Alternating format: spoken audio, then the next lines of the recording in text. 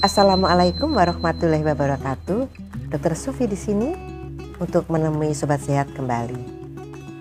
Ini adalah video saya yang ke-591 yang akan menjelaskan bab 1 tata kelola klinik standar 1.3 tata kelola fasilitas dan keselamatan atau TKK 3. Klinik harus menyediakan fasilitas yang aman, berfungsi, dan suportif bagi pasien, keluarga, staf, dan pengunjung.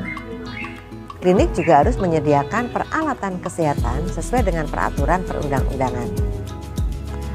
Adapun maksud dan tujuan dari tata kelola fasilitas dan keselamatan adalah dalam upaya meningkatkan keselamatan dan keamanan fasilitas, maka klinik menyusun manajemen risiko fasilitas yang mencakup 1.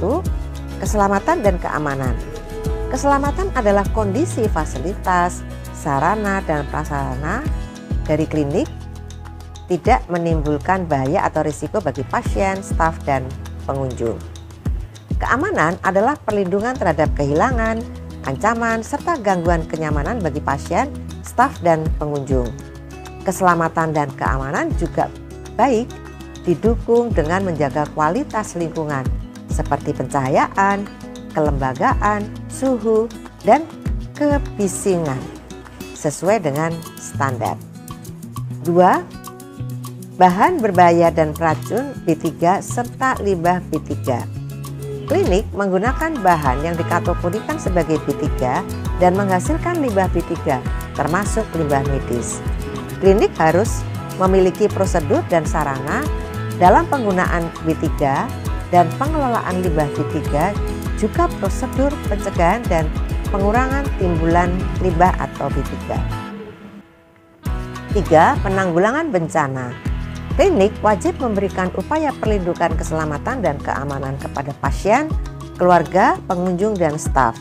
Untuk itu, klinik perlu menetapkan kebijakan dan prosedur respon emergensi dalam menghadapi kondisi bencana atau alam maupun bencana non-alam, mencakup identifikasi risiko, koordinasi respon, dan evaluasi.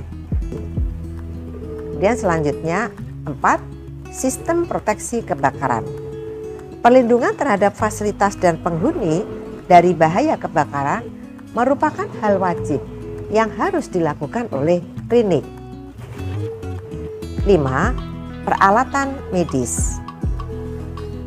Dalam memberikan pelayanan yang aman dan berkualitas, klinik menyediakan peralatan kesehatan sesuai dengan kebutuhan dan dilakukan pemeliharaan secara berkala, kalibrasi, dan uji kesesuaian oleh lembaga yang berwenang. Kemudian ke-6, sistem utilitas meliputi listrik, air, dan gas medik, serta sarana sanitasi. Klinik menjamin keberlangsungan sistem utilitas yang vital seperti listrik yang memadai, air dengan kuantitas yang cukup, dan kualitas sesuai standar, gas medis selama 24 jam sehari dan 7 hari dalam seminggu atau selama jam operasional. Ketujuh, sampah domestik dan limbah. Kegiatan operasional dan pelayanan kesehatan menghasilkan sampah domestik dan air limbah yang harus dikelola. Klinik harus memiliki prosedur dan sarana dalam melakukan pengelolaan sampah domestik dan limbah. Klinik menyediakan tempat penyimpanan sementara atau TPS sampah domestik sebelum sampah dimanfaatkan atau didaur ulang atau dibuang ke tempat pemrosesan akhir atau TPA. Sedangkan elemen penilaian standar 1.3 meliputi 1. Tersedia bukti perizinan sesuai ketentuan peraturan perundang-undangan yang berlaku. 2. Program manajemen risiko fasilitas sebagaimana diuraikan dalam maksud dan tujuan angka 1 sampai dengan 7. Tersedia daftar inventaris dan bukti pemeliharaan sarana yang tersedia di klinik. 4. Tersedia bukti pelaksanaan pengamanan dan pengawasan akses keluar masuk Fasienkes.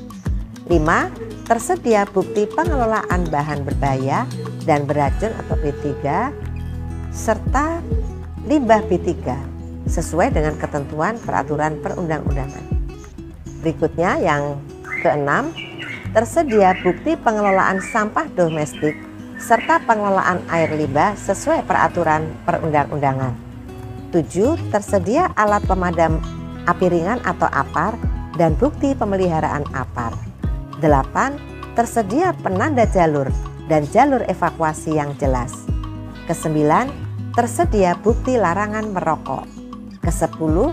Tersedia daftar inventaris, bukti pemeliharaan, dan bukti kalibrasi peralatan medis dan bukti izin Bapeten untuk yang memiliki pelayanan radiologi.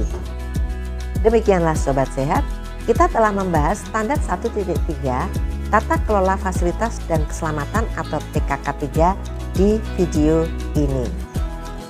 Kita akan bertemu di video 592 untuk membahas bab 1 Tata Kelola Klinik atau TKK standar 1.4 Tata Kelola Kerjasama atau TKK 4. Saya tetap mengundang masukan dari Sobat Sehat.